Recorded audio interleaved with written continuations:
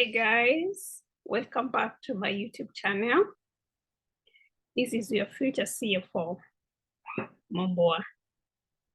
So in this video, we're gonna be looking at activity ratios. We're gonna be looking at how fast we are converting our non-cash current assets into cash. How fast are we paying our creditors? So basically that is what we're gonna be looking at, guys. We're gonna be looking how long, in terms of days, are we taking to pay our creditors? How fast are we converting our sales into cash?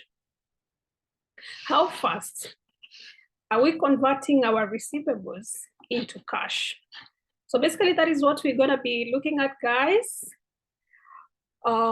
Also, we're gonna be looking at how fast how we're using our working capital to increase on our sales. So without much further ado, guys, let's get started. So the first ratio that we're going to be looking at is the receivable turnover ratio. How fast are we converting our receivables into cash? We sell on credit. We need this money back. We know as an organization, we have obligations that we need to meet. We need to pay salaries. We need to pay rent. We need to pay our creditors, and we need these funds back. We need to convert our receivables into cash to be in a position to pay, to improve on our liquidity as an organization. So how do we calculate our receivable turnover? It's net credit sales over average receivables. Credit sales over average accounts receivable. And when I talk about average accounts receivable, I'm talking about the opening position plus the closing position of receivables divided by 2. So this ratio, you can do it for a month, you can do it for the whole year. Then once you get this ratio, you need to compare with maybe a prior period to know if as an organization, how we improving. Are we converting our receivables into cash faster this month compared to prior month? Are we converting our receivables into cash this year compared to prior years? If not, what are we doing about it?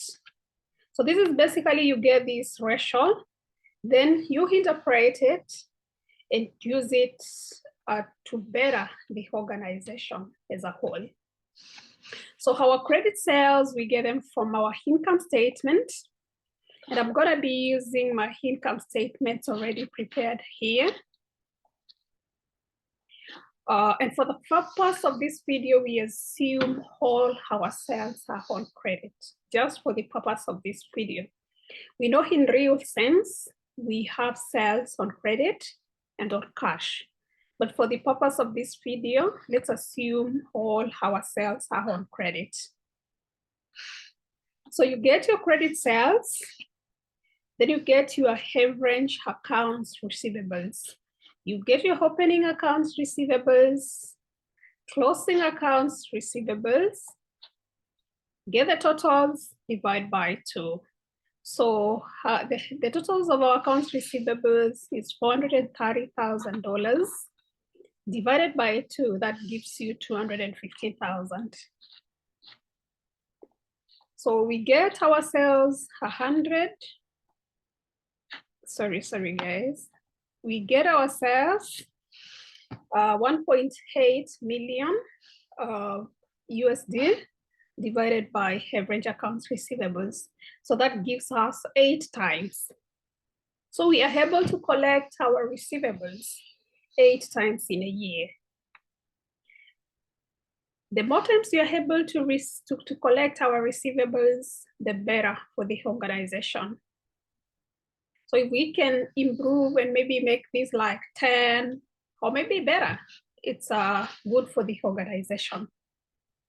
the inventory turnover. How fast are we able to turn over? How fast are we able to sell our inventories? So this is calculated by COG divided by average inventory. Average inventory, opening inventory plus closing inventory divided by 2. So we get our COG from our income statements. We get our inventory from our balance sheet. So inventories, we have 130 as our closing, and opening was 140. So you get it to then get the average, which is $135,000. So our COG for the current period is 1.45, so $1,450,000. So you get it to, you divide. So we are able to convert our inventory into sales 10.75 times. The more times we are able to convert our inventory into sales, the better for the organization. The more sales we are able to get as an organization, the more return we are able to get as an organization. So if we can improve the ratio, the better. Payable ratio. This measures how fast are we able to pay our creditors. How fast are we able to pay our payables? How fast are we able to pay our accruals? So this is purchases on credit divided by average accounts payables.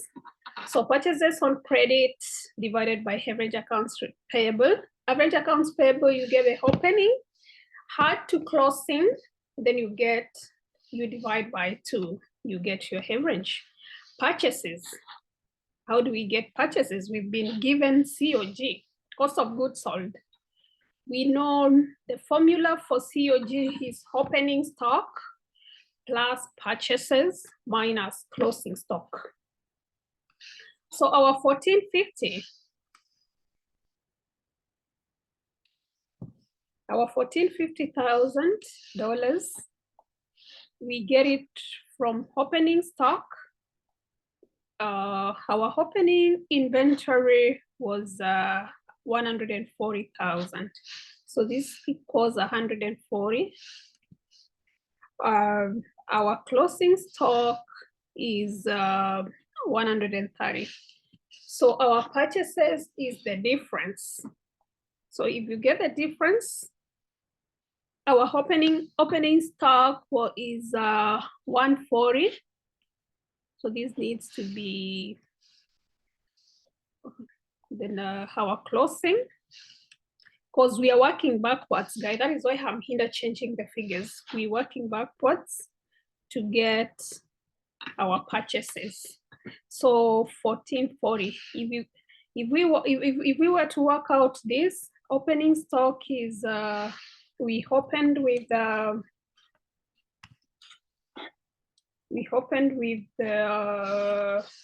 140. Sorry. We opened with 140, which is 10, D10. We had our purchases, we've got 10, 14, 40. Then we minus our closing stock, our closing inventory.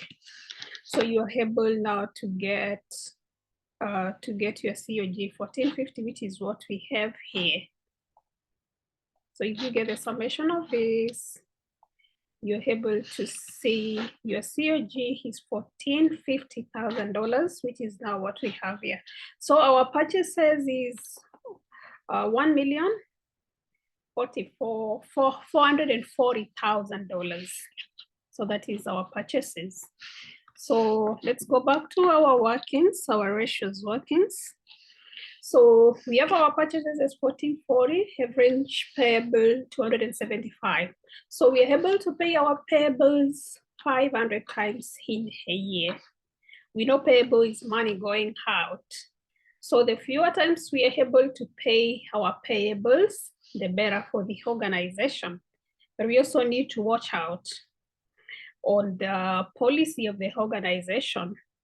Also benchmark ourselves against our competitors and the industry as a whole, so that we don't hold money for the creditors for long. Once we've calculated the ratios, we need to convert them into days.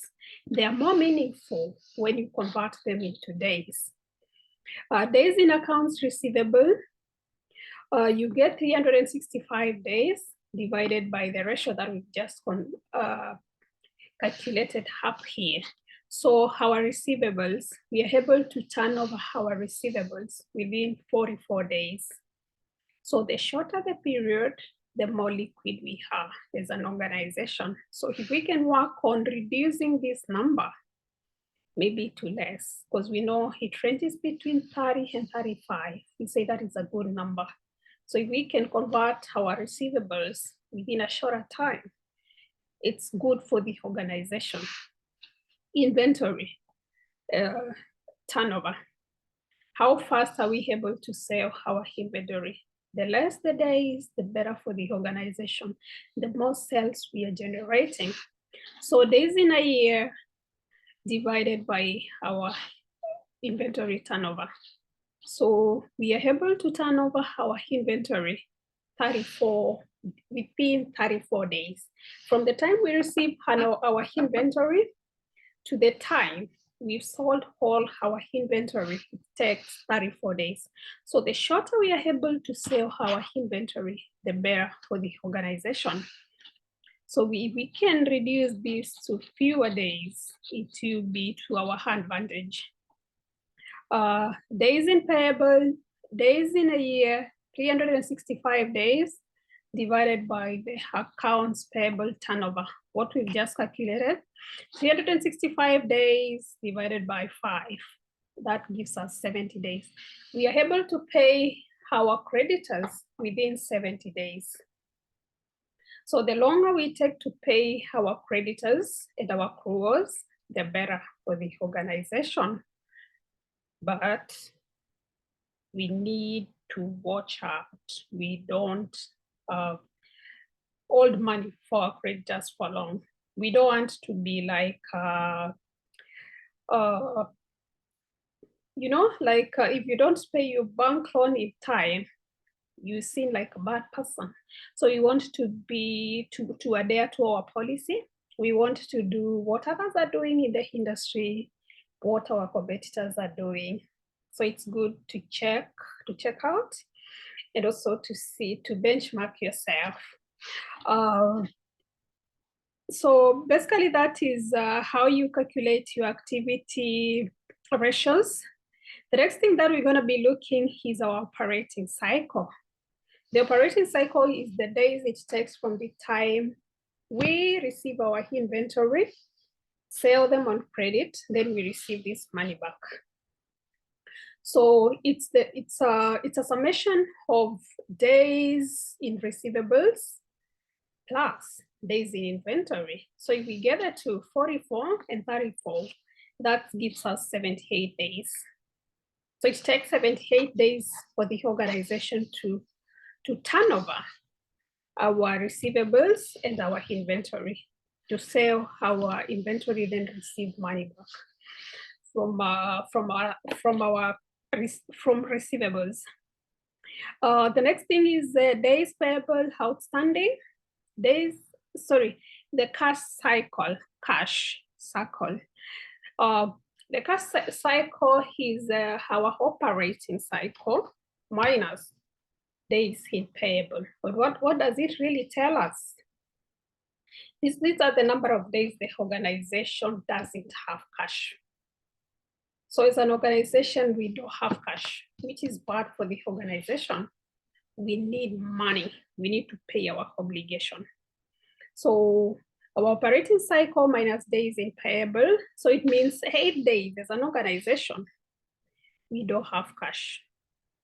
So we need to raise money maybe through other sources. maybe a debt, maybe we rent to the bank, we arrange for like a credit line or maybe something else because we need money. We can't operate without cash as an organization. We need to be liquid to meet our obligations. So the shorter the period, the better for the organization. So basically, guys, that is the activity ratios. The days it takes to turn over our inventory, the days it takes to turn over our receivables, and the days it takes to pay our payables. You can also calculate these ratios for a shorter period, maybe for a month. You get your opening balance for the month, and also the closing balance for the month. That is for the receivable, inventory, and payable. Then you get the average. Then the number of days. You use the number of days in a month. Let's say, for example, a month with 31 days. You're gonna use 31 days plus your average. Then now you're able to tell how fast that month you did. That you can compare to other months. Then as an organization, we are striving to improve. We're striving to be better. We're striving to do better than what we did last month. We are striving to post better results. We're striving to post better income. We want to collect in less days than we did last month. We need to turn over our inventory more times this month than we did last month. We need to pay our creditors in less days than we did last month, depending on our policy and also considering our liquidity as an organization. So basically, guys, that is what I had for you today. Thank you for watching me all the way to the end. Guys, I don't take this for granted. And please, don't forget, guys, hit the button, smash the button, smash the subscribe button, like, comment, and share. Tell me what you would like to hear me talk about in future. Your feedback is also welcome. I want to know if you're learning something new from my channel. Thank you for your time and be blessed. Bye-bye, guys.